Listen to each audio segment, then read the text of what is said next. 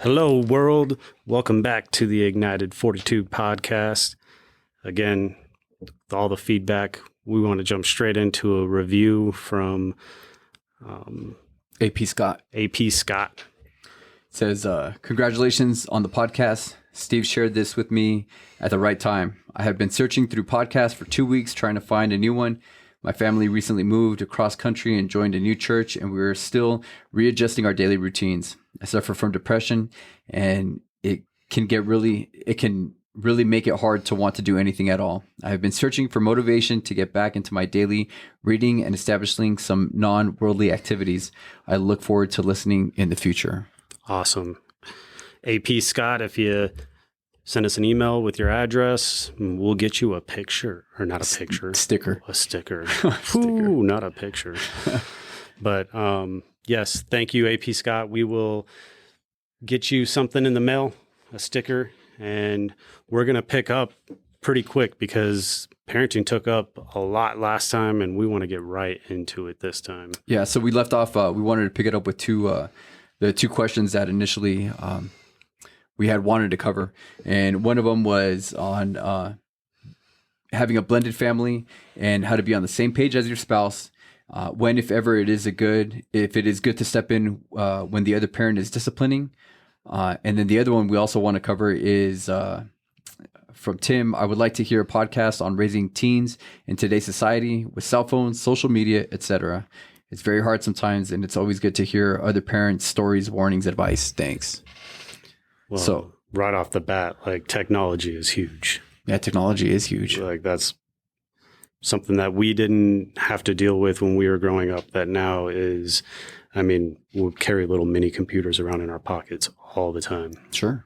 And the different temptations that are available there, along with social media and all the information that is out there, right, wrong, and indifferent. I mean, it blows my mind. I mean, when we were talking about forgiveness, you know, I was like, oh yeah, I Googled a bunch of stuff, and then I was finding teachings, supposed teachings from churches, from quote unquote pastors out there talking that, like, when I read it, I was like, where are they getting this information from? So I think it's important that we do hit on technology. Yeah, for sure. Cause it's definitely a big thing. Cause, you know, going back to the last podcast talking about, you know, different worldviews, they're using TikTok, they're using Snapchat, they're getting, you know, stuff off of social media that are there you go, supposed believers or people that are trying to portray a message, you know, podcasts, right? You can listen to podcasts and, hey, this is a podcast centered on, you know, Christian beliefs and centered on Jesus Christ, but there's also podcasts that are centered on walking away from the faith. You know what I mean? And do you really believe, you know, and there's podcasts for that too. And so, you know, how do we monitor and how do we navigate those things, I think is important. I want to go with the first one first with the blended family and talk about that. And then we can tie that one into that. For sure. So I have a blended family. You have a blended family. When Deanne and I got married, the kids were, so Lexi would have been the oldest. She was 9 and JJ would have been 4. And I didn't have any kids. And so we got into the relationship and got married. And I just got out of the Marine Corps, being in the Marine Corps Reserves. And, you know, came from living a crazy life. And then now I moved back to Sierra Vista from Scottsdale and moving back and having a family. And obviously it was not centered on Christ and trying to parent and also trying to navigate with her being divorced and having that parent, you know, their dad in town also. That's tough. That's another thing to hurdle, you know, hurdle to jump over as well. And it's super difficult. I know, it's sad looking back because I know going into it, being in the military, right? Especially the Marine Corps, like I know how to fix bad behavior. Break them down and build them back up. Break them down and build them up. You know what I mean? And that is the worst thing. So when we look at parenting, not just from a blended perspective, but when we look at parenting as a whole, you know, we need to focus on the relationship and not the rules. I think it was James Dobson from Focus on the Family that says rules without relationship equal rebellion. Right. And so I didn't try building that relationship. I was more focused on, hey, this is the way that the lay of the land and the way it's going to go down. And that was a horrible way from looking at it. And it got to a point where, Deanna and her ex, they didn't have a set parenting plan in play. And so like, it was kind of like what was best out of convenience. And Deanna was really trying to like, based on his job, trying to accommodate that and thinking that was going to be best for the kids. And it was hard, man. And then Deanna and I get pregnant and we have twin boys. You know what I mean? And that's going to affect those two kids. Without a doubt. The amount of attention that has to go into just a baby alone, but now two. Multiply it. Yeah. Now two. And now the baby that you're having with this other, you know what I mean? And so like, God, I mean, I remember it was at a point where it was so hard and so difficult. Like I even had told Deanna, like, man, if you wanted to go back, you know what I mean? Like I wouldn't even blame you because just seeing the brokenness and all the things that we had to go through, it was hard. It's difficult. You know what I mean? And, so it got to a point where it was real bad. Unfortunately, JJ, I don't remember how old he was at the time. He was probably like 6. And he sits Deanna down at the table. And I think we had just had the boys. And he sits her down at the table and he tells her, he's like, I want you to leave him. Me. She's like, he tells her, I want you to leave him. And Deanna's like, wait, what? And he's like, you said you would never pick a man over us. And I want us to leave. And Deanna's like, you're right. I said I would never pick a man over you, but for good reason. He doesn't beat you. He doesn't hurt you. He's not mean to you. He's a little overbearing. You know what I mean? And he wanted to go. And I had to watch my wife break because she's like, I'm not going to. And he's like, fine, then I'm leaving. This is a 6-year-old. Wow.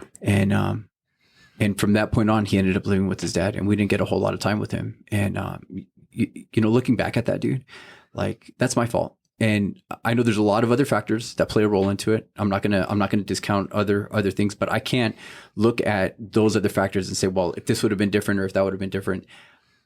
My way of parenting pushed him away because I was more focused on trying to be the better dad.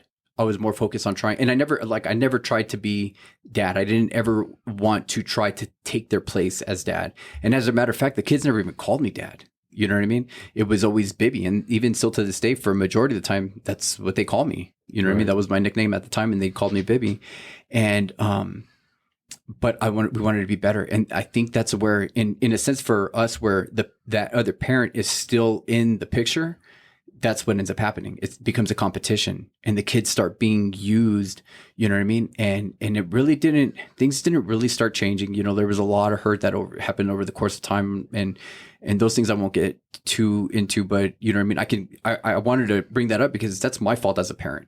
I was trying to be this parent and this is how I was going to do it. They talked about blended, like going back to blended family. They say, when you think of a blended family, you think of a blender. Hey, we're all going to mix all these things together and we're blended family. And it's like, no, that's horrible. Like you got to think of it as have the mentality of a crock pot where you put everything in there together and over a course of time, right? Yeah. It's slow and low, you know what I mean? And over a course of time, those things will blend in together, not trying to force these things. Yeah. And I think you bring up great points. And I mean, having been in the military as well, my parents were good parents. I lived a great life and I didn't need or want for very much. But then having gone in the military, I think, that changed my perspective on things like, oh, well, I'm going to make sure, and being overbearing. And I know I was that way for a long time. And then having a blended family with, I had Stephen with my first wife, and then Kim and I got married right after she had Caleb, not even a year after she had Caleb. And then we had Chanel together. So So it was like mine, hers, and ours, right? But I think it was a little bit different too because my ex-wife had custody of Stephen at the time, and so it was just me, Kim, and Caleb for a while. And Caleb's biological father wasn't in the picture. And as a matter of fact, at the very beginning, I called him and told him like, "Hey, I'm gonna be dad. Like, we don't want anything from you. We don't need anything from you. I'm gonna be dad." And for a long time, that's all Caleb knew. We had to cross that bridge of telling Caleb, like, "Hey, you do have a biological father." And every now and then he would talk to him, but never really wanted Engage. to be, no real want to be a part of his life. And then with Chanel that's a whole nother aspect that you add to it. Once we get custody of Stephen, then we have Caleb, and then we have Chanel together, and she's the girl, she's the baby, then it's like, And she's yours. together. Ours together. It's like a whole, like you said, it needs to be a crock pot where we're all just there and trying to make this family. But yeah, there was a lot throughout them growing up, from Caleb at 5 months old, is when I came into his life. And then with Chanel, and then I got custody of Trey. My ex-wife gave me custody of Trey when he was 7, and primarily because of Kim. I'm gonna make that clear. Like, Kim built a relationship with my ex-wife. God bless Kim, because without without Kim making my ex-wife feel comfortable, it would not have happened. And then and that's another thing too. Like, you talk about, like, you're the Parent, that other parent was in town, so I can't imagine what that was like. But for us, it's always been, she's somewhere else. And one of the things I've always tried to make sure I do is I don't talk bad about my ex to my son, right?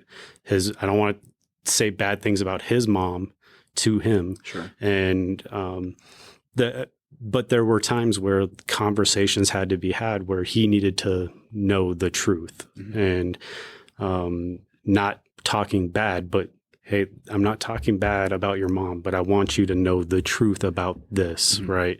And I think those were difficult conversations to have, especially when he would go spend time with his mom, and then he would come back and she didn't have the same mindset, and he would come back and, "Oh, my mom said this, this, this," and it's so hard to just bite your tongue and not just be like, go off, Yeah, dude. And, like, even just hearing that, dude, just like the pains of divorce, you know what I mean? Yeah. And who really ultimately hurts? Yeah, the child. The kids, man, the child, the kids, you know what I mean? They're the ones that hurt, and they're the ones that are like torn. And we even see it. Like, there's times where it's, you know what I mean?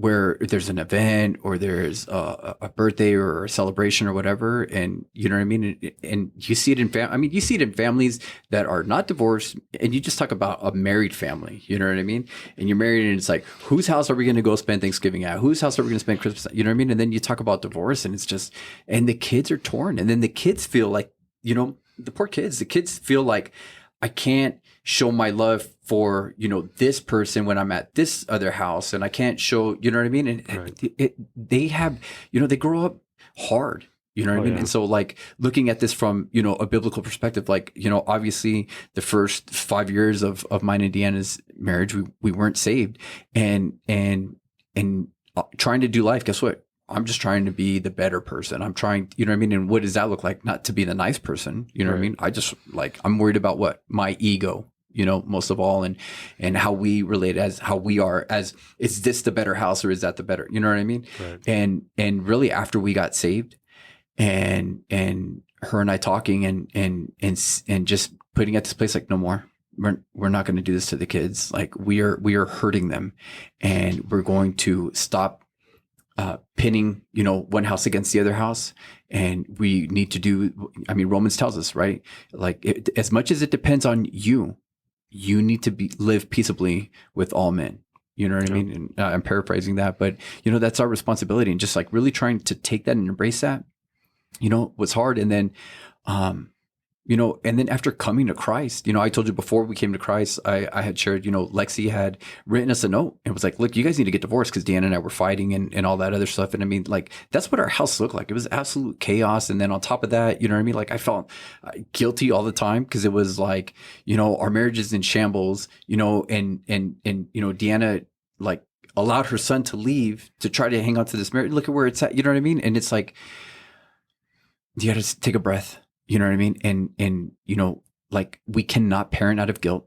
And I know and for that parent, like, I know for my wife, I know that she parented those two kids out of guilt, and the things that she did try to accommodate them for being through divorce, being through whatever it took that led to the divorce and all those other things, you know what I mean? And she parented out of guilt. And we can do that with kids too. You know what I mean? I think a lot of the times, like, you look at families and like parents try to, like, and let's say that they're not a blended family, but parents try to like over gift the kids, right? Like, they try to give them all these things and stuff like that. And they try to compensate because it's like, I didn't have that growing up, so I'm going to give it to my kids. Well, then you're still doing out of guilt. You know what I mean? And, and what happens when you do that to a kid, when you constantly give them what they want, you set them up to just think everybody owes them. Okay. And then we spoil them, right? And when we think of in terms of spoiled, just think about this. Like, do you want to drink spoiled milk? No. Right. So like, just think about that. So when we think about a kid being spoiled, like, just to have that in our mind, like, that's not what we need to do. You know, we need it. That brings up something that Kim and I would talked about quite a few times before we were saved, was because I was in the Army. Mm-hmm. I was always out in the field. I was at work and stuff like that. And when I came home, it was like Christmas, right? Like, every time. And I wasn't like bringing gifts or anything like that, but it was like, when I got home, I wanted to make the most out of that time and make it enjoyable. And, you know, it was like Kim said, it was like, she was vegetables. She's what's good for them. She's what's there. Mm-hmm. And then when I come home, it's like dessert, like, here comes ice cream, right? Like, and like, when you think about that, like, it's horrible when you like think like, this parent is looked at like, even though it's what's good for them and what's there, what's constant, is looked at like, eh. But then when the other one comes, it's like, oh man, ice cream, yay, and so I think that one of the big things was making sure that we both are in that situation. Like, we're both doing the disciplining, we're both doing the fun things with them, so that it's not just one and the other, right? And you know, or making go ask your mom.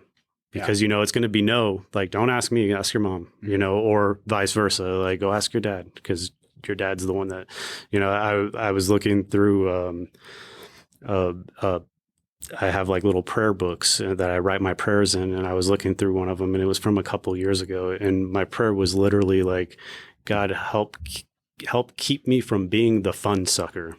That was one of my prayers, because it seemed like I was always in a bad mood, or I was always the one saying, no, we shouldn't do that. Like, no, let's enjoy it. Right. Like, keep me from being the fun sucker. And that like clicked in my head. I was like, wow, okay.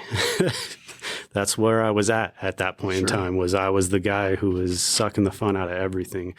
But, that goes back to where I was trying to get that to, was like, with what your buddy had messaged you, like, the disciplining, right? Like, when we're disciplining our children, you know, I know Kim and I have always really tried hard not to, if one parent is disciplining, not to stop them during the disciplining unless it crosses a certain line or whatever.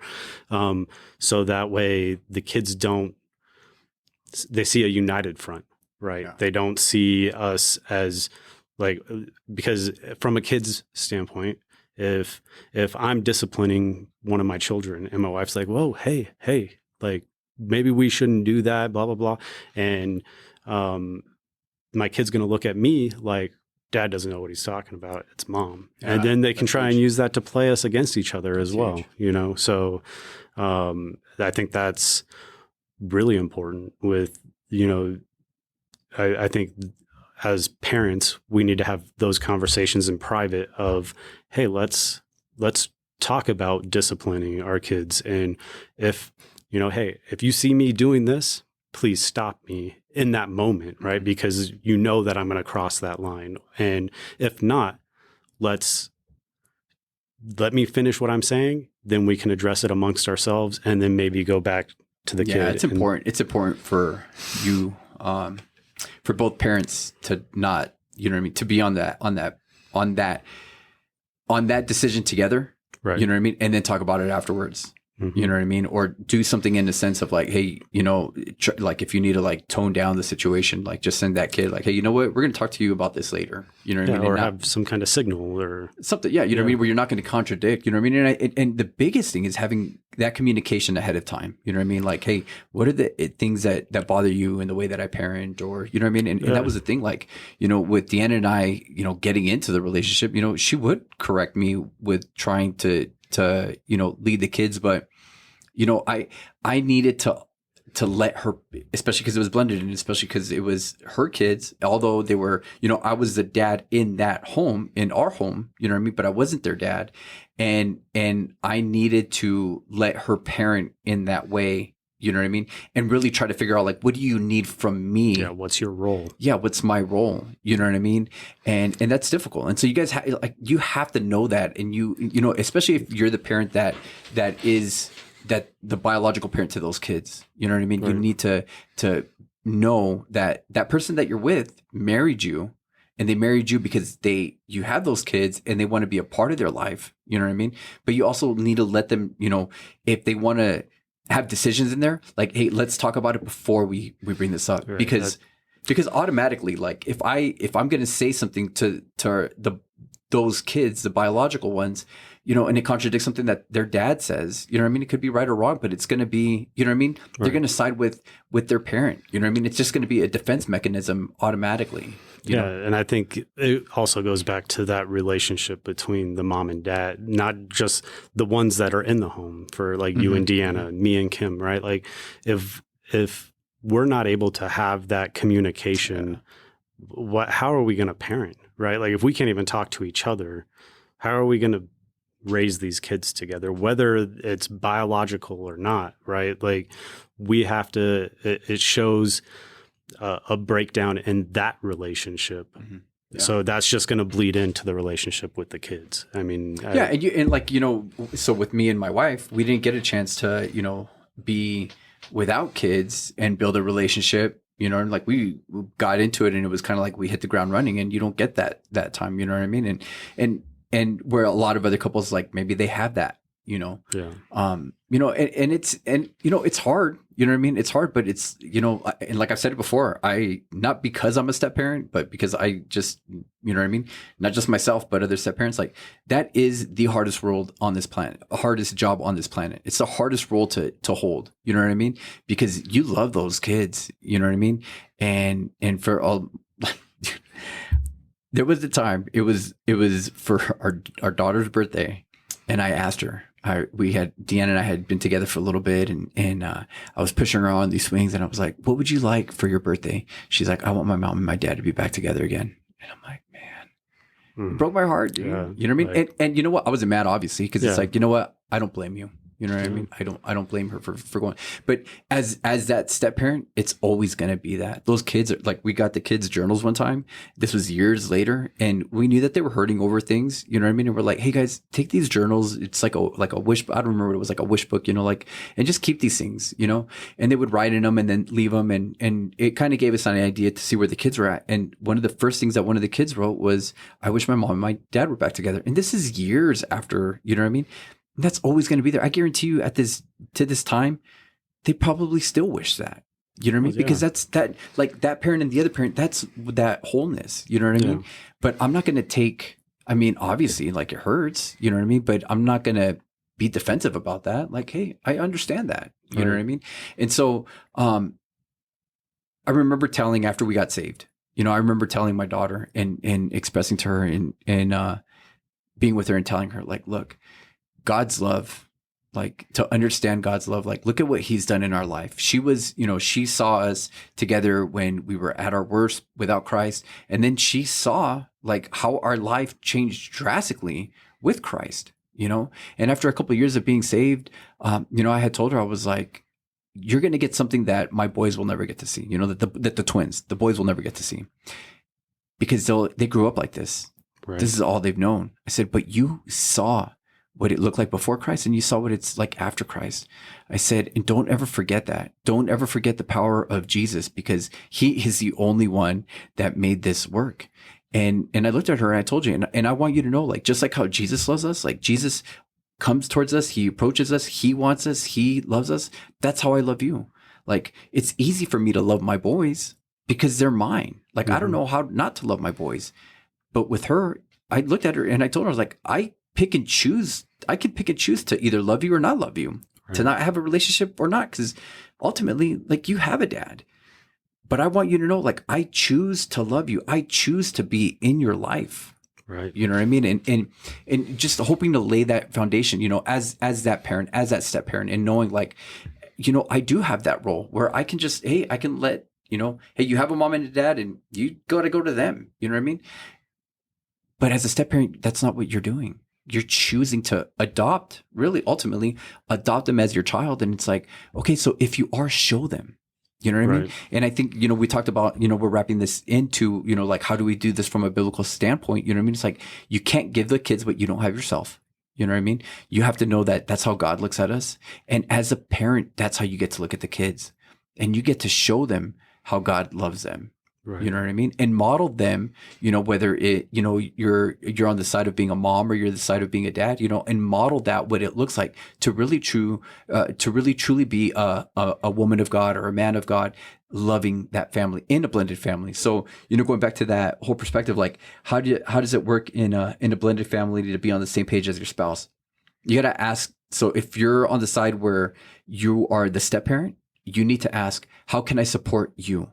If you have a good relationship with the other parent, hey, what do you guys want? And how can we do this together? And how can I support? Like, you're coming in as a support and trying to do those things. If there's, the best thing that as we grew, older and more mature in Christ, I would tell my wife, like, okay, whatever your decision, I'm going to trust. Or I'd say, I really don't agree with that. Like, don't do that. Let's not do that. But that was a conversation her and I talked about beforehand. Right. You know what I mean? Instead of me making that decision, when it comes to, the twins, well, we're going to make those decisions, and it's going to be that way. But knowing that that if I make a decision and I tell, one of the children that aren't my biological child, like, they're already going to have a defense mechanism. It's already going to, like, the things that are already going in their mind because of the position that they're put in, like, try to avoid that. So they're not just looking for a reason to leave, looking for a reason to push that relationship away. You know what I mean? So that's what we want to do as that step parent. You want to be building the relationship with that child. Sometimes that's I'm not saying be friends. I'm never going to say, like, hey, you need to be friends with the kids. I'm not saying to that point, but know that you can be somebody that's there for them. Right. From a little bit outside perspective. So how can you be on the same page as your spouse is having that conversation and that communication with your spouse, and then when is it good? And we cover that, to step in when the other parent is disciplining it, especially if that parent is the biological parent for them. You just maybe rub their hand, rub their back, you know what I mean? Let them have that, and then you guys have a discussion afterwards and, like, hey, what are you thinking? Like, what's going on? And a lot of the times when, like, I know that if I'm, lashing out or whatever, there's other stuff that's going on. It's not that incident that, like, got me to that level. There's other things. So I think, really knowing, like, if there's times that, you're on that fence or your spouse is, like, you need to ask your spouse, like, and this isn't just in a blended or, you know what I mean, in a disciplining sense, but, like, how can I serve you? Like, what can I do to kind of unload some things from your plate? Because, I get short with my kids when it's like, I just get home and I'm doing all these things, and, my wife's awesome. Like, today my truckload was late and I was like, oh man, I can't believe it. My truck came in and all this other stuff. And she, right off the bat, she's like, what can I do for you, and how can I help? She knew that we were going to be recording the podcast. She knew all this stuff was going on, and right away, and like there really wasn't anything she could do, but just the fact that she offered it, I was like, whew, you know, she was understanding to the situation, and it lightens the load in that sense. Well, and I think that's really important in parenting as well. If your kids see how you are treating each other, and you're treating each other biblically, right? Like, how can I help you? Like, how can I serve you? Because we talked about in youth group, love is an action. Yeah. Whether it's to your spouse or to your children, it's an action. It's not a feeling, it's an action. It's something that you do. And I think that by loving your spouse, the children are going to see that. They're going to see an example of what the relationship is. And that's something that you can always go back to, because I mean, one of the things that we as parents should be doing is like talking to our kids about the relationships that they have, right? Like whether it's boyfriend, girlfriend, friend, whatever, we want them to choose people in their lives that are good for them, right? Mm-hmm. And that they're good for as well. Going into the scriptures, Proverbs 13:20, he who walks with wise men will be wise, but the companion of fools will be destroyed, right? Like we want to make sure our kids see us having those right relationships and that they understand the people that they need to surround themselves with. Sure. So I think that is something that we should always strive. Like we talked about it in the last podcast on parenting. It's be that example, regardless of whether it's a blended family or not. And I think all of these things apply to both blended and regular families.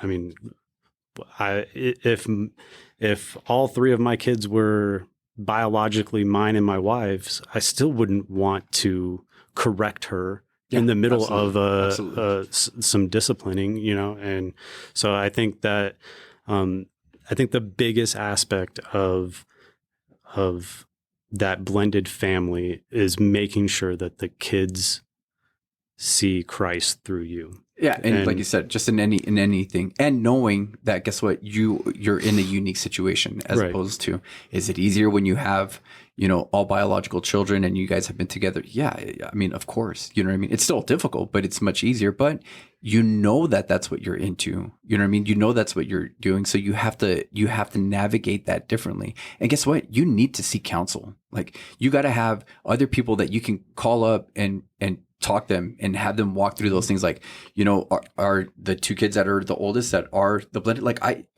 never introduce them as, this is my stepkid. No, this is my son. This is my daughter. Yep. You know what I mean? And, you know, they're out of the house now, you know what I mean? They're at that age where they're 18 and you know what I mean? So I can tell you all the mistakes that I made along the way. You know what I mean? I might not be able to tell you how to do it right, but I can tell you how not to do it. Don't do this. You know what I mean? Don't do this. You know what I mean? So in that sense, you know, and the big thing with discipline and going from this question going into the next question is going to be this. If we set our kids to discipline themselves, that's the key, right? So something that I tell my boys all the time, and you've heard me talk to the kids in youth group. I've told them this, where it's like, look, if you're tired of people being on you about not getting things done and having to do certain things and all this, like if you're tired and you don't want people nagging you, then you need to discipline yourself. Because if you don't discipline yourself, you're going to leave it for somebody else to have to discipline you. Right. You know what I mean? So one thing I tell my boys, where you can, like, you're talking to them and you're already scolding them and you can see that they're like, wah, wah, wah, wah. Yeah. You know what I mean? It's like, look, if you don't want to have these dumb conversations, whose fault is it? And I ask them, whose fault is it? Mine, Dad. Okay. Why? And then ask them.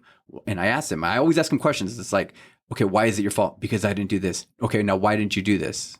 Because I was doing something else. You know what I mean? It's like, okay, so if you would have done X, Y, and Z, would we be even having this conversation right now? No. Okay. So then what do you need to do so that way we don't even have to have this conversation? Right. Because I don't want to have it any more than you. You know what I mean? So one thing is like, yes, in those moments, how do we help discipline them and all that other stuff? But let's go back and try to, how do we set up our kids to those places where we don't have to discipline them as much, right? And pour into them, because we're not raising kids, we're raising adults.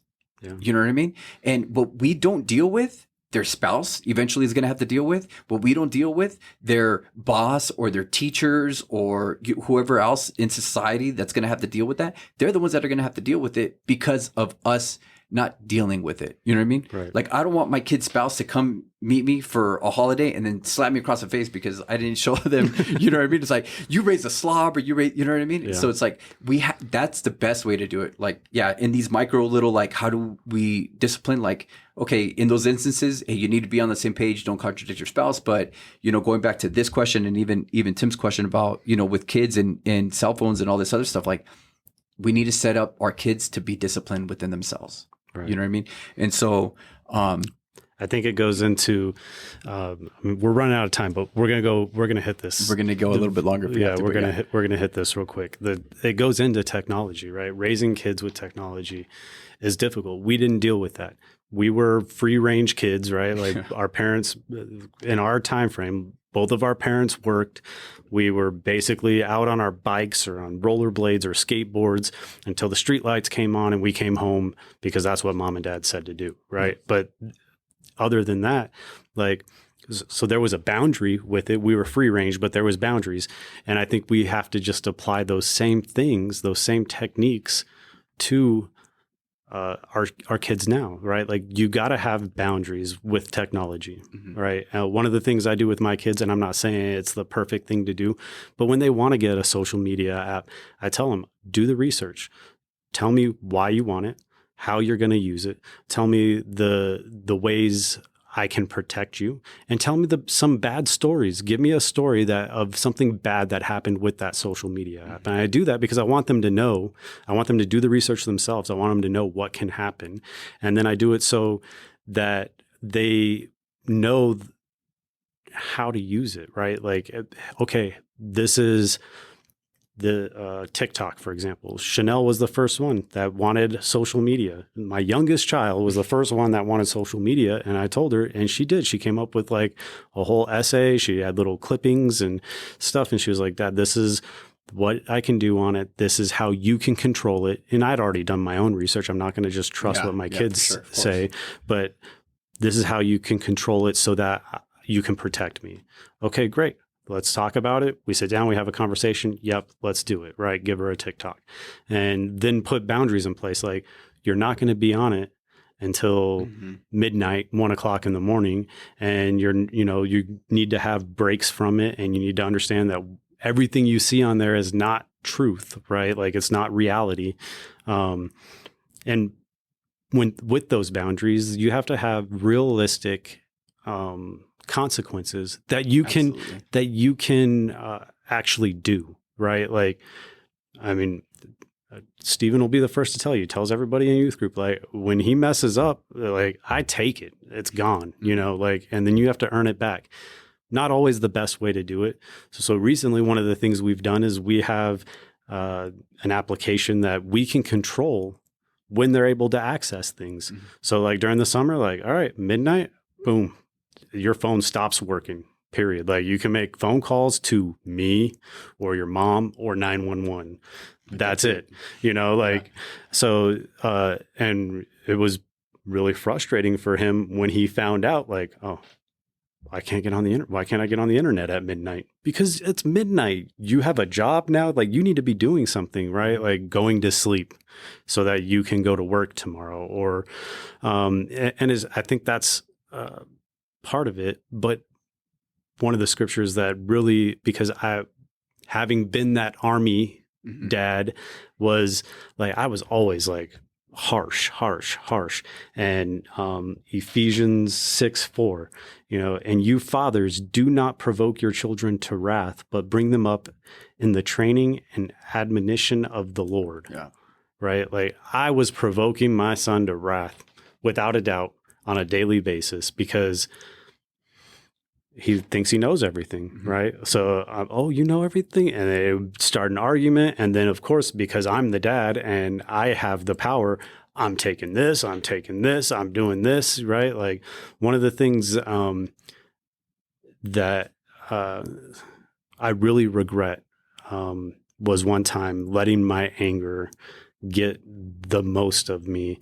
and I had bought him a TV for his room for Christmas or something. And I had told him that I wanted that TV. Bring the TV out. You're losing that too. Mm-hmm. And we had just moved into our new house, and it sounded like he was like scraping up our walls. And I went in there and I grabbed that TV and I smashed it on the ground. Right. Like, and it didn't, I'm sure it did anger him, but it was probably one of the first times that I did something that brought him to tears. And it was just an action. It was not like I was spanking him or anything like that. Like the anger that was in me, and wasn't any fault of his own, probably all the other things going on in life. I just smashed that TV on the ground, and that scared me. Yeah. You know, and it was one of those times where I was like, man, when I read that now, I'm like, I was definitely provoking him to anger on like a daily basis, you know? Yeah. You know, so think of like what we're teaching our kids, you know what I mean? Like, if you see things in anger, like you'll do it, you know what I mean? Like, think of like, I know like, hey, I worked with my parents, you know what I mean? And when you work with your family, like it's tough. And I remember my dad, like, we would come home and I'd be mad. Like he'd be on me, you know what I mean? Working. And then we'd come home and then he'd want to be like loving dad. And I would be like, no, you know what I mean? And just frustrated and stuff. And my dad, you know, he would come and tell me, he's like, look, you need to put the work relationship to the side, because now we're at home. You know what I mean? Work is work, and I'm your boss, but I'm also your dad at home. Like, you need to be able to distinguish the two. You know what I mean? And like, it was good that he had those talks, because it like, we have to stop and think in those moments. You know what I mean? Yeah. And like, if we set our kids up to think about their actions beforehand, right? Like, and that's why it's like, you know, when we spoil our kids and we like just give them things and they don't earn those things, you know what I mean? We have to come up and we have to do things like that. You know what I mean? Like, we have to go to a drastic measure, because it's like, you're so ungrateful, you're so on this, but why? Why are they like that? Because that's our fault. You know what I mean? And one of the things that with our kids, like, they ended up getting these smart dumb phones, right? Like, they look like a smartphone, but all they can do is talk and text, but they can't send pictures. They can't get on social media. They can't, you know what I mean? But they have a phone, but they need to communicate. But they also get an allowance, you know, for chores that they're doing around the house. And they pay for a portion of it. So Phoenix, you know, we're always on our kids, you know, like, you're being negligent, and why are you being, you know what I mean? Like, irresponsible about things. And, you know, they get their ears full of those things. Phoenix recently was at a birthday party, and Diesel texts me, and he's like, Dad, Phoenix's phone isn't working. I'm like, well, bud, I can't do anything from here. You know what I mean? I'll wait, you know, I'll pick you guys up in a little bit. And I pick up Phoenix, and Phoenix was just talking about like the phone and all this other stuff. And there's ways that you can kind of like unlock certain things with this particular phone. And I was like, look, dude, we'll talk about it later. Like, we're not there yet. You know what I mean? Let's see. Well, I go to pick him up, and he's like, Dad, I jumped in the pool with my phone. And so it's ruined. It's not working. You know what I mean? And I looked at him, and I'm like, I still have it in me. You know what I mean? Like, I got the Holy Spirit, and I have self-control, but you know what I mean? Like, you know, just, you know, like, I still have it in me where it's like, I want to, bam, you know what I mean? Like, lash out, and, you know, and I was like, man, I said, that stinks, bub. I said, you know what's going to happen, right? And he's like, what? I said, I'm not going to buy you a new phone. I said, you've been earning money. They got a little side business, a little side hustle. You know what I mean? I said, and you're going to pay for it. I said, and you know what, dude? I love you. I said, I'm not mad at you. I said, but do you see how you need to slow down? Like, and you know, I'm talking to, this is time to talk to the boys, you know, like, do you guys see how sometimes me and your mom are telling you guys, like, you guys just don't think? I said, Phoenix, I know you care about that phone. I said, and I know that right now, I don't even need to scold you, because you are feeling the pain of that. And you're also feeling the pain because I'm not going to bail you out of it this time. You know what I mean? I said, so not only do you have to pay your monthly payment for the phone, I said, but now you got to pay for the phone. And we get to the house, and dude, I got into the house and I went to Deanna. I'm like, Phoenix, and like I got in there before the boys because I knew, you know what I mean? To like, Tell Deanna, hurry, yeah, just so she knows, you know, because, and I hope that she would have done the same thing for me, because if Phoenix would have had to told me, you know what I mean, and I'm getting like shocked with this, I don't know how I would have responded, you know what I mean? Mm-hmm. So I was just thinking like, I know that I would have appreciated her telling me, and I told her, I was like, look, Phoenix jumped in the pool with his phone. I said, let the consequence, like it's going to eat him. Like I said, you don't need to say anything. And so she's like, okay, cool. So, you know, Phoenix comes in and he like avoided coming out to the living room, dude, because he was just in his room like crying and stuff. And he comes out and we're like, hey man, let's, you know, we made him some lunch and stuff. And he starts crying. He's at the table and he just starts crying. And he's like, thanks guys for not yelling and screaming at me, you know, and making me feel bad. Thanks for being loving through this whole situation. You know what I mean? And here's the thing with kids, right? Like as we go through just talking about all this stuff, I told him in that moment, I'm like, look, bub, like you're getting to that age where you need to learn the consequences for your actions. I said, and this is one of them. And this is a perfect example because I know you care about the phone. You know what I mean? And I know that it's a way that you can communicate with your friends. Like it benefits you more than it benefits me. You know what I mean? I said, so I don't need to get on you because you know that you were wrong in those times. I don't need to tell you. You know what I mean? I said, but I also got to tell you this, and this is what's really important. I told him, I'm sorry that you're so broken right now because you were afraid of how me and mom were going to react to you. Because what that tells me is, because I know how you have a tendency to be a firecracker and I have a tendency to lash out on you, and you were afraid of what I was going to say. I said, Phoenix, that's my fault. That's not your fault. That's my fault. I said, and one thing that we tell the boys constantly is, I want you to come and talk to me. Like they have a friend right now that's doing some shady stuff behind their parents' back and is like trying to like date somebody. You know, they're teenagers. So what are they doing? Right. You know what I mean? But they're doing some things behind their parents' back. And my boys were like telling me about it and stuff. And I asked them, I said, hey, you know, this particular individual is in trouble for being shady behind their parents' back. I said, do you see how they're being shady again? And he's like, yeah. I said, why do you think he's being shady again? And he's like, probably because he doesn't think that they're going to say yes. I said, well, okay, yeah. So because he wants what he wants, right? Which is not good. I said, two, also, he's afraid how they're going to react. I said, I want you to know this. I said, I want you to talk to me and we can work these things out. I said, and I'll do my best to be that parent that makes you feel comfortable to talk to. You know what I mean? Right. Because if I just, dude, if like every time my kids come in and tell me something and I'm not that parent that I should be, and I just go off of my emotions, they're not going to feel safe coming to me. For sure. You know what I mean? And if I really, truly want to help them, look, I know my kids are going to do stupid things. I know hopefully I'm smart enough that they're not going to do the things that we were doing when we were in high school, right? We can't even talk about that on here, but you know what I mean? Like, I hope that I'm smart enough to watch that before they get to that point. But here's the thing, being able to be that parent that they can come talk to, and knowing that I know that they're going to make mistakes. I know that they're going to do something that they know that they're not supposed to be doing. And right now I have those years, because after they're gone, I can't help that. You know what I mean? I won't be able to help that before they get into that mess. I will only be able to help them as they go through that mess if I'm that parent that allows them, you know, to mess up. You know what I mean? So how do we help our kids, you know, being online, like with social media and with apps? You said it good. You hit it, right? We have to have those boundaries, right? It's okay to tell your kids you're only going to be on your phones, period, from this time to this time. Right. Like you and your spouse, you know, have to come to a decision and say, hey, what are we going to allow? And it would be a good idea that if you're going to put your kids in like some kind of timeout from not having devices, if it's important to you to do that for the kids, then it needs to be important for you and your wife to do that too.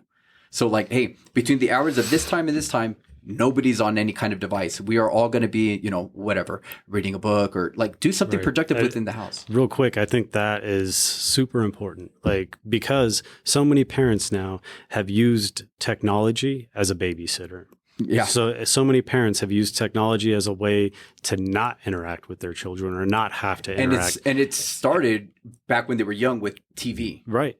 And the parents themselves refusing to put down their phone to interact with the children too. Right. Like, so I have my phone, I'm scrolling TikTok, and my kids are scrolling TikTok on their phones, and then I get mad at them because you guys are always on social media. Well, Dad, you're doing it right now, right? Like, so I think that it's super important. If you were that parent, you need to change to where when they're not on social media or they're not on their phones, that they're being engaged by you and you're not sitting there doing the same thing. So that's good, dude. And that's my wife, right? Because I used to say that, you know, when especially when we had our daughter in the house, because she was always on her phone, and I would get frustrated. You know what I mean?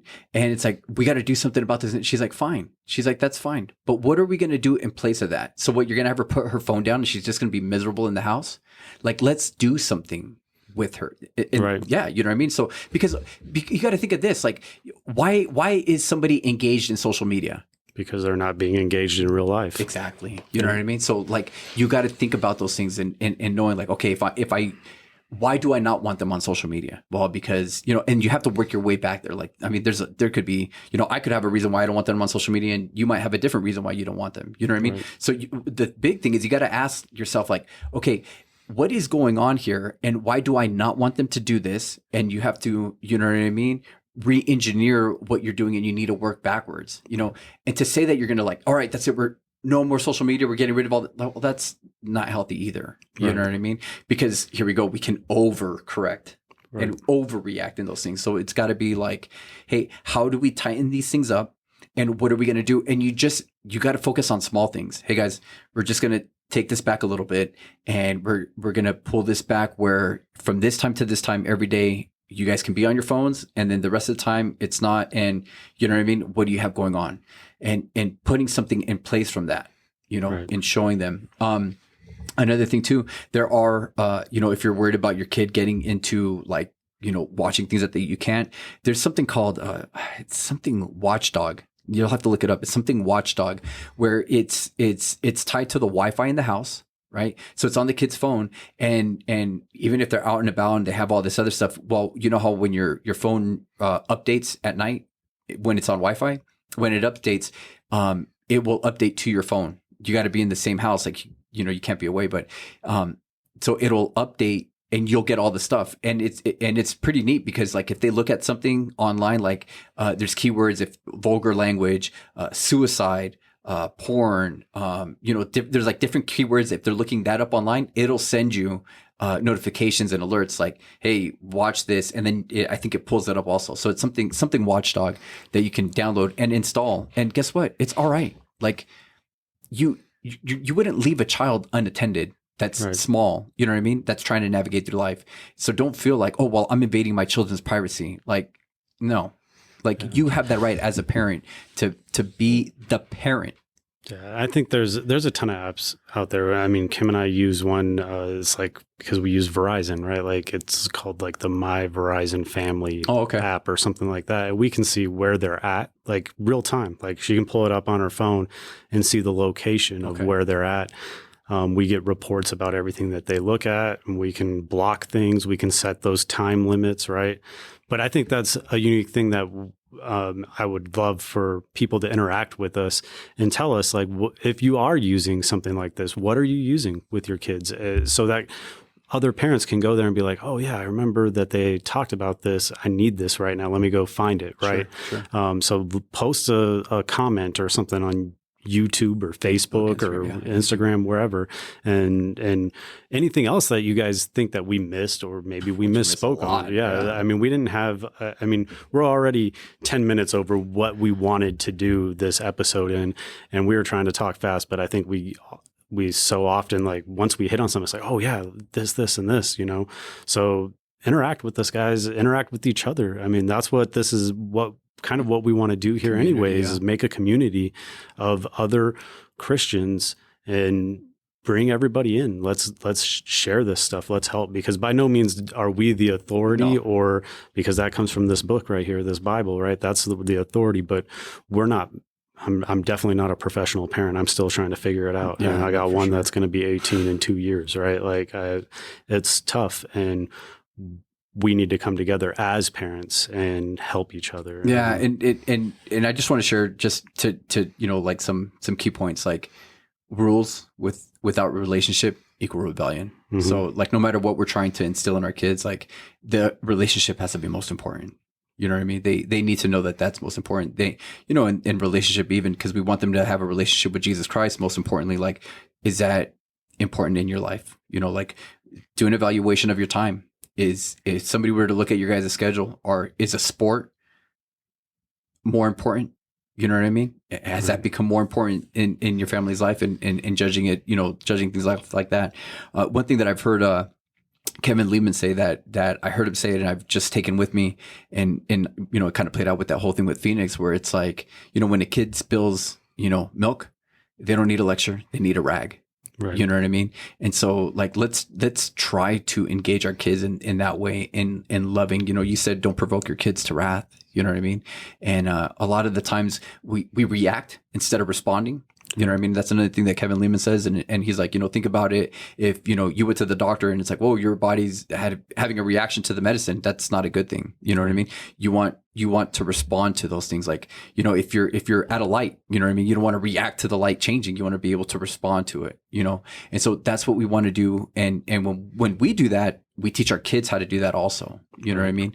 And, guys, we're all on this journey together. And guess what? There's going to be times where we fail, and we're going to feel like bad parents. And guess what?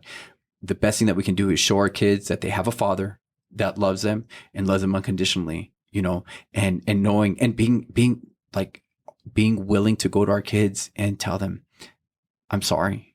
I'm sorry that I went to you this way. I'm sorry that I've acted this way. I'm sorry that you know what I mean? And I know one time JJ and I were driving in the car, and I told him like, hey dude, I'm sorry, bud, for being the way I was in the beginning, and he's old now, you know what I mean? He's like, oh, it's okay. You know what I mean? And I don't know if he catches it, but it's like, dude, it hurts. You know what I mean? It hurts knowing that I had that part to play in that, you know what I mean? And it's like, all we can do is learn. You know what I mean? And move forward. So no matter where you're at on the spectrum, like there's probably people that are like, I don't even have young kids. Yeah, but your adult kids are still your kids. Yeah, you know what I mean? It's not too late to tell them like, hey, I messed up. Sorry. Yeah. And one thing we didn't hit, and I know we're going over time, but as grandparents also, like, hey, grandparents, you need to support your kids and their decisions, right? Don't say, oh, well, when you're over at Nana's house or Papa's house, if we do things differently. Like, no, you guys, you also as grandparents need to help support, the parents to the kids, to your grandkids. You know what I mean? Yeah, it's cool. Like, I know I appreciate it when my mother-in-law takes the boys and her and my father-in-law take them and do stuff with them and stuff, but at the same time, it's like, hey, like, also, like, these are the values that we're trying to instill in them. Right. When my parents take the boys too, you know what I mean? Like my dad tries to be like he was, with me, and like there was a different way that I grew up, and I tell my dad like, hey, you can't say those things. I don't want my boys in certain things, you know what I mean? And just knowing those things, and I appreciate it, like, hey, as parents, like, I appreciate the help when they take them. So yeah, please, but as grandparents, like, you need to support the kids and their decision and how they're raising the kids. I guess that's a whole nother topic too, but yeah. I'm not even knowledgeable on that. We'll get into grandparenting in like a year. Yeah. Yeah. Anyways, so hey guys, leave it at that. Yeah. But, real quick, the thing that I wrote down for summing it all up, parenting and through all of this, was unconditional love. Yep. Which you already talked about, and fair and honest authority, right? Being fair and honest with our boundaries and following them ourselves, like I said, with the cell phones, like the authority comes from the Bible, right? That's what we want to teach. We want to teach them how to live a life that would be pleasing to God, right? And that's where we need to draw that authority from. But God's fair, right? Like, he's fair in what he does. This is what I want you to do. And when you don't, there's consequences. Yeah. And, even when we do repent, we still may feel the consequences of our actions 100%. down the road. Yeah, right. 100%. And that's, those were the two things that I wrote down about like summing it all up for parenting: unconditional love, fair and honest authority. So, hey, we are at an hour. Wow. So we're going to close this out. Do you want to throw anything in real quick before I pray? Yeah. Hey guys, again, as always, please, guys, thank you for all your support, and let us know how we can pray for you, how we can minister to you. And guys, just thank you for being a part of this journey with us, and hey, share with us the things that have worked for you. We get an opportunity to be super vulnerable and all the fumbles and messes up that we have. But hey, guys, so just know, like, we're not coming from a place of perfection at all. So, guys, thank you for putting up with us. Go ahead, do pray it out. Dear Heavenly Father, thank you for this time and this opportunity to reach others about such an important topic on how we are going to raise the next generation and how we can help each other, and how ultimately the help that we need comes from you, and the love that we need comes from you. And I just ask that you help guide us, you help control those things that we struggle with, whether it's anger or, being jealous or trying to outdo another parent. Help us see what right looks like, and help us to control those things and guide us on that path. And I pray that all those who are listening are looking to you, God, for the answer, because ultimately that's the answer that we need. And as we go through this week, I hope that we all find comfort in being able to share what we struggle with, and allow us to comfort each other if anybody chooses to share with us in public anything that they're struggling with. God, we pray all these things in the mighty name of Jesus. Amen. Amen.